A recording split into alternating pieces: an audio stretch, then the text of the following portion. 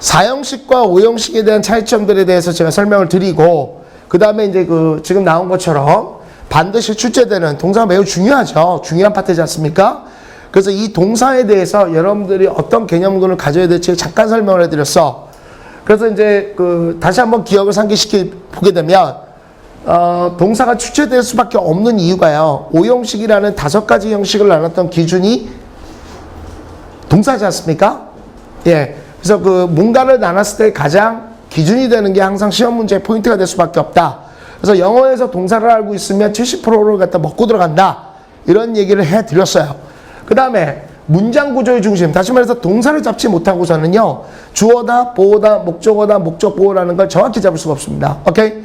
왜 제가 자꾸 사실 여러분 선배들 중에 뭐 1등급, 만점, 저는 다 기본적으로 이 샌드위치 용어를 다 출발했어요. 왜? 알고는 있다고 꼴값 떨고 나대는데 실제로 목적어가 뭔지 보어가 뭔지 정확히 구별도 못할 뿐더러 목적보어와의 관계도 사실상 잘 파악을 못해요. 눈으로만 공부해서 그래요. 그런데 여러분들이 나중에 입시 영어에 지금 나오는 수특이나 수완, 엔제, EBS 나중에 보시게 될 거예요. 그 지문의 깊이는 여러분이 생각하는 것 이상입니다. 구조 자체를 못 잡아요. 굉장히 어려워요. 거기서 만약에 여러분들한테 소유격 관계대명사 오브 휘치나 후주 딱 던져주면요. 뭐가 어떻게 되는지도 몰라요. 그 근본원이 눈으로 공부해서 그래. 이해가 없이. 오케이?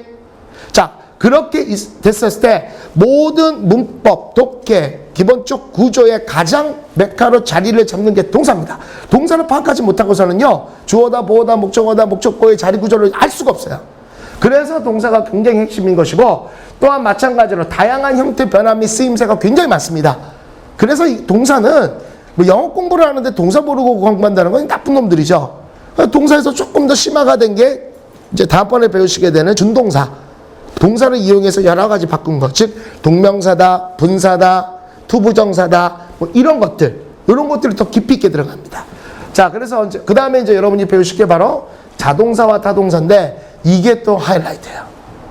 오케이? 아마 이제 동사 시리즈가 끝나고 나서는 조금 편해져요.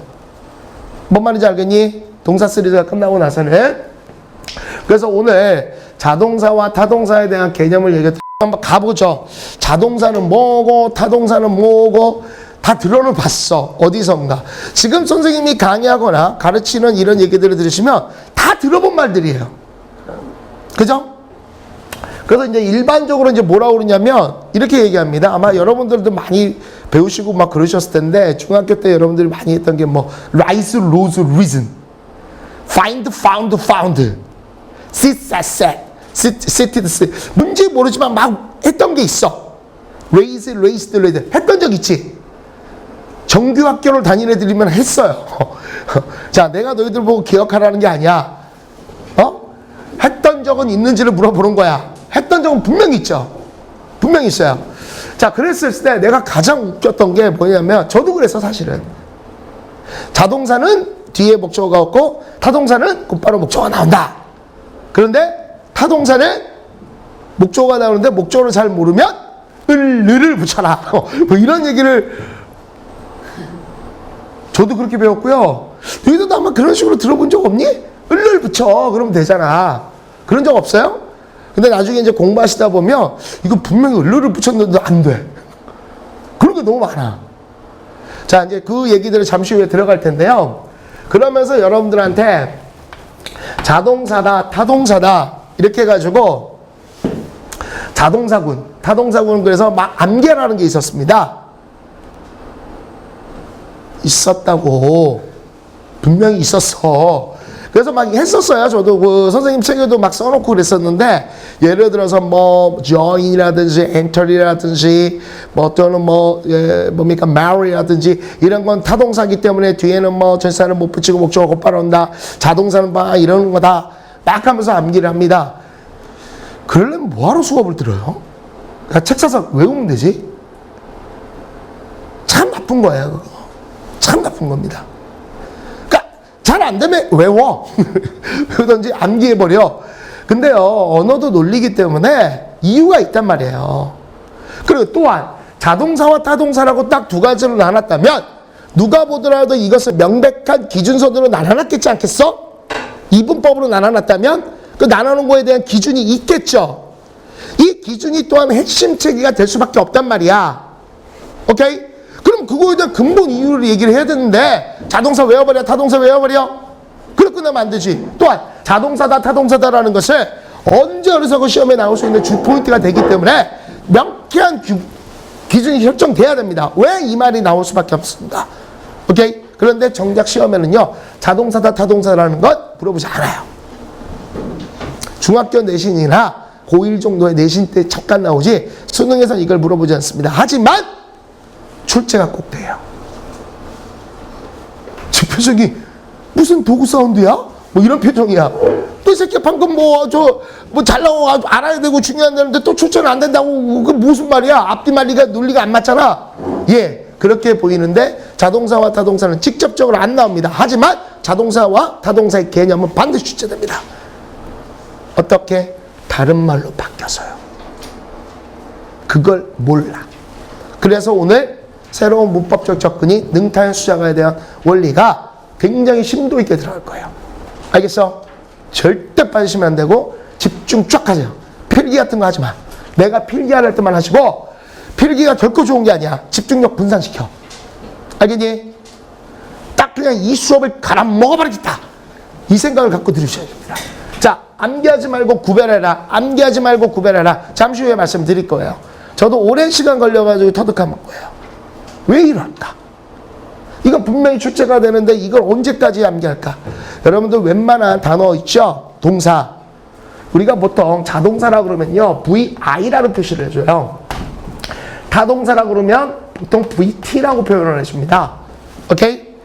근데 여러분들 사전을 찾아보시게 되면요, 또는 사전 이제 스마트폰 이런 거 단어를 찾아보시면 웬만한 단어의 95%가 VI, VT가 다 돼요. 근데 그걸 외우고 자빠졌습니까? 그걸 언제 외우려고 그래?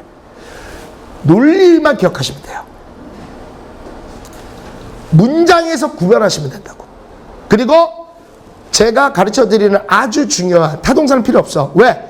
영어의 동사의 출발은 사실은 타동사를 다 출발했어요.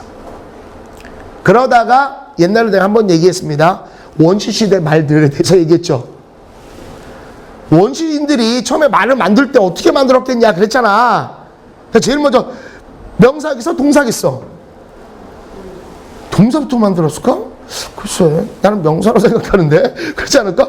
드지 막 이래야 드지 뭐 이렇게 됐고, 그 다음에 이제 좀 더 발달하면서 먹자, 자르자, 죽이자 뭐 이렇게 표현이 됐겠고, 그 다음에 어떻게 됐겠어? 나중에 학문이 높아질수록 자아에 대한 생각들이 많아질 거예요. 다시 말하면 원래는 상대 대상에 대해서 뭔가를 행해주는 그러한 동사가 발달했을 겁니다. 그런 게 타동사거든요. 그러다가 점점 자아에 대한 개념이 밝아지면서 자신에게 오는 그러한 동사적 개념이 생기게 됐겠죠. 그게 자동사적 개념이에요. 오케이? 어렵나 내 말이? 그래, 너희들 뇌로는 좀 받아들이기 쉽지 않은 멘트였지. 자, 쉽게 갑시다. 대부분의 동사는요, 자동사, 타동사가 다 되는데 보통 이런 걸 동사의 이중성이라고 그럽니다. 이중성이라고 그러는데 타동사는 그렇게까지 여러분이 암기할 필요는 없어요. 단 자동사, 특이하게 쓰이는 자동사 몇 가지는 제가 포인트를 가르쳐주면 그거는 필기를 해두시는 게 좋아요. 오케이? 그건 수업 중에 우리가 독해를 한다거나 이런 부분을 찍어드릴 때, 즉 능타현 수작어라는 걸 다 듣고 나서 하시면 돼요.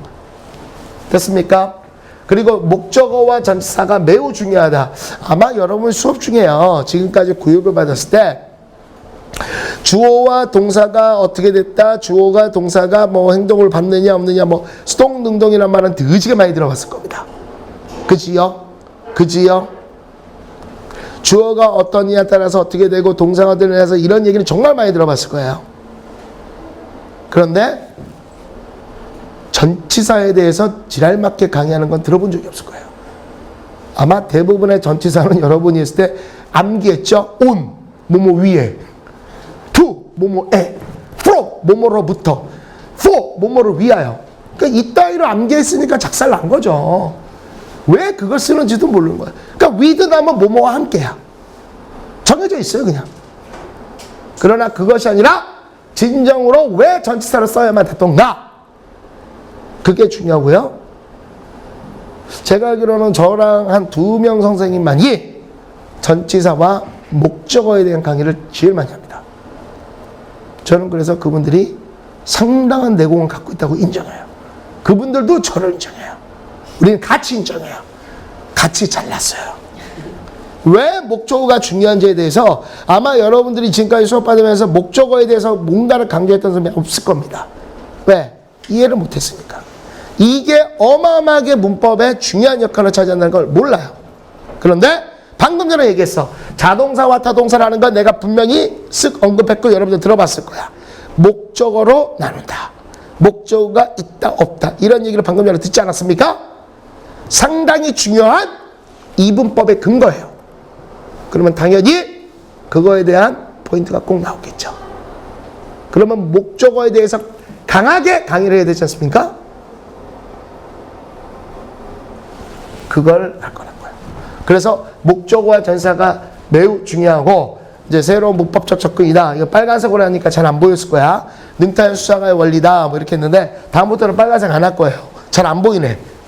그죠? 그래서 노란색이 그래도 제일 잘 보이죠?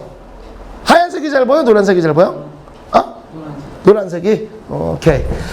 자, 요거에 대해서 이제부터 설명을 좀 들어갈 겁니다. 먼저 이거부터 설명을 잘 들으시고요. 아마 제가 볼 때는 이번 수업, 다음 수업 계속 연결되는 게 이 파트예요. 여기가 끝나게 되면 차후에 여러분들 이제 그 문법 들어갈 거거든요. 3대 문법. 이 3대 문법 들어갈 때 좀 편해질 거예요, 제가.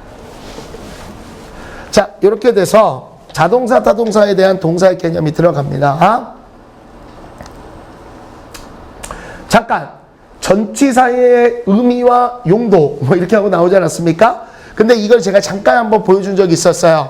오케이? 그래서 전치사는 반드시 명사랑 놀게 되는데 우리는 흔히 말해서 이거를 전명구라고 얘기를 합니다. 오케이? 그래서 전치사 명사구다라는 말을 써줘요. 그러니까 같은 용어인데 뭐 우리가 전치사구다라는 말은 결국은 전명구다라는 말과 같아요. 알겠습니까? 그런데 중요한 사항이 있어요. 요거를 이제 가끔씩 까먹는데요. 여기에 나오는 건 당연히 명사지 않습니까?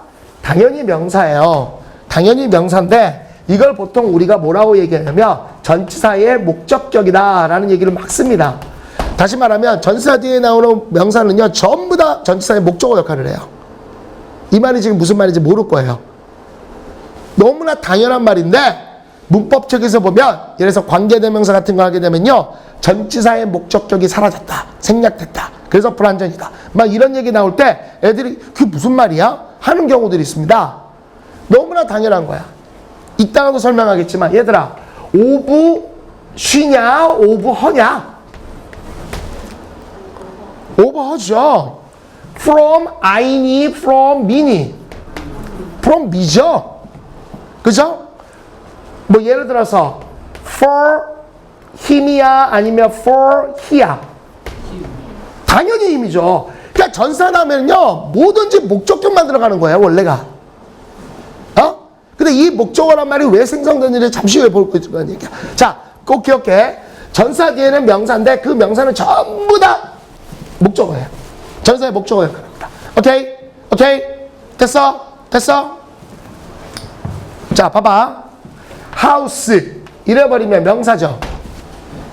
그런데 at이 붙었어. 자, house는 누가 봐도 명사입니다. 근데 at house 그러면요. 집에죠. 어찌됐건. 뭐 into house 그러면요. 집으로 어찌됐건. 그럼 단독 명사가 아니죠. 얘가 붙었다는 얘기는 결국 단독 명사가 안 됐다는 얘기죠. 다시 말하면 다른 기능을 하겠다는 얘기예요. 명사의 기능이 절대 아니란 얘기죠. 그럼 명사의 기능이 아닌 경우에는 어떻게 됩니까? 구의 수식어구의 역할을 해주는데 딱 전치사구는 딱 두 가지밖에 기억을 안 해요. 형용사구, 부사구. 근데 이게 거의 95%를 했죠. 그 전에.